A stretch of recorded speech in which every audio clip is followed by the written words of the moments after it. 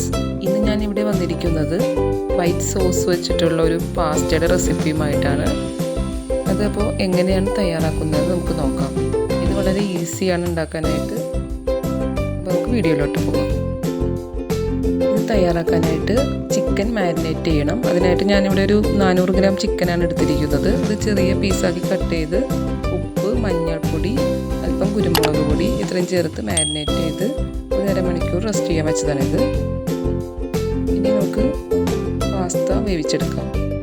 വേവിച്ചെടുത്ത പാസ്തയാണിത്.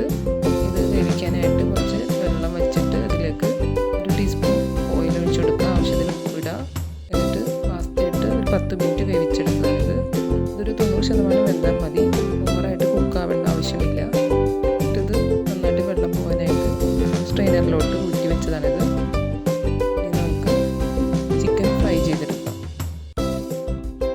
Chicken fry ചെയ്തെടുക്കാനായിട്ട് ഒരു പാനിലേക്ക് കുറച്ച് ബട്ടർ ഇട്ട് കൊടുത്തു. അതിലേക്ക് ചിക്കൻ ഇട്ട് ഫ്രൈ ചെയ്തെടുക്കുക. ഒരുപാട് ഡീപ്പ് ഫ്രൈ ആവേണ്ട ആവശ്യമില്ല. ജസ്റ്റ് ഷാലോ ഫ്രൈ ആയാൽ മതി. ഒരുപാട് അങ്ങ് കളർ മാറേണ്ട ആവശ്യമില്ല. അപ്പോൾ ഇവിടെ ചിക്കൻ റെഡി ആയിട്ടുണ്ട്. ഇനി അടുത്തതായിട്ട് വൈറ്റ് സോസ് റെഡിയാക്കി എടുക്കാം. അതിനായിട്ട് പാൻ അടുപ്പത്ത് വെച്ചിട്ടുണ്ട്. അതിലേക്ക് ആവശ്യത്തിന് ബട്ടർ ഇട്ട് കൊടുക്കാം. ചെറുതായി ചോപ്പ് ചെയ്ത് വെച്ചാൽ ഗാർലിക് ഇട്ട് കൊടുക്കുക. ഗാർലിക് ഇട്ട് നല്ലപോലെ ഒന്ന് വാട്ടിയെടുക്കാം. അതിന് കളർ മാറേണ്ട ആവശ്യമൊന്നുമില്ല. ജസ്റ്റ് ഒന്ന് വാടിയാൽ മതി. നല്ലൊരു സ്മെല്ല് വന്ന് തുടങ്ങുമ്പോഴത്തേക്കും അതിലേക്ക് 2 ടീസ്പൂൺ മൈദപ്പൊടി ആഡ് ചെയ്യാം.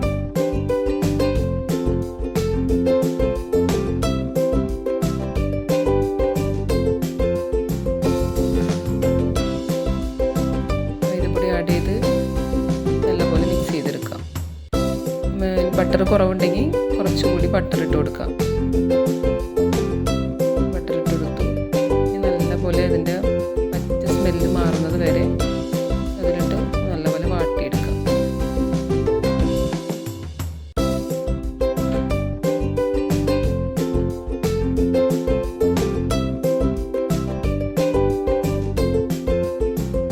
ഇതിലേക്ക് 3/4 ലിറ്റർ പാലാണ് ഞാൻ ചേർത്ത് കൊടുത്തത്.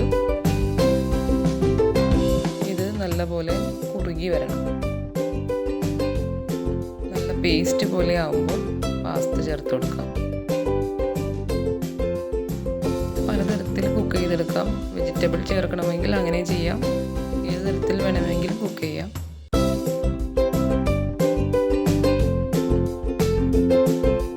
കുറുകി വന്നു തുടങ്ങിയിട്ടുണ്ട്.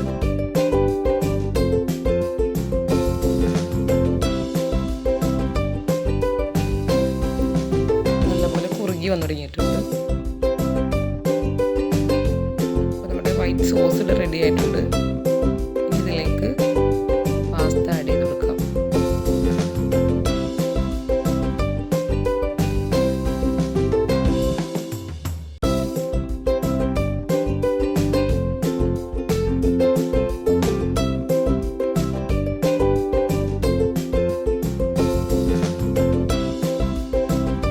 സോസിലേക്ക് ഈ പാസ്തയും നേരത്തെ ഫ്രൈ ചെയ്ത് വെച്ച ചിക്കനും കൂടി ആഡ് ചെയ്യാം. നല്ലപോലെ മിക്സ് ചെയ്തെടുക്കുക. ഇതിലേക്ക് ആവശ്യത്തിന് കുരുമുളക് പൊടി, കുറച്ച് ഒറിഗാനോ ഇത്രയും ചേർത്ത് കൊടുക്കാം.